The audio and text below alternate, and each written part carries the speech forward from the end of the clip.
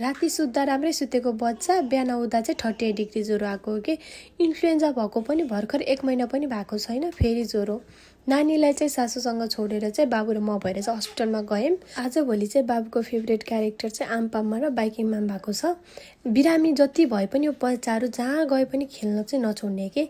अझ झन् आजभोलि त यो मामा गोतो एकदमै मन पर्न थालेको छ। घरमा पनि मेरो सामानहरू युज गरेर किचन बनाएको छ कि सानो। बिहान चाहिँ ज्वरो आएर चाहिँ हस्पिटलमा लिएर गएको। अहिले चाहिँ हालत यस्तो छ। बहिनीलाई चाहिँ सुत्न पनि दिने होइन, खेल्न पनि दिने होइन। उसको सुरले जिस्काएको छ, रुवाएको छ। हेर्नु न, अझ त्यो ट्रक बहिनीमाथि चलाइरहेको छ कि। उस्तै उत्रे बच्चा होइन कति गाह्रो कि। एकैछिन आँखा झिमिक्क पार्न पनि नसकिने, कतै केही गर्छ कि भन्ने लाग्ने।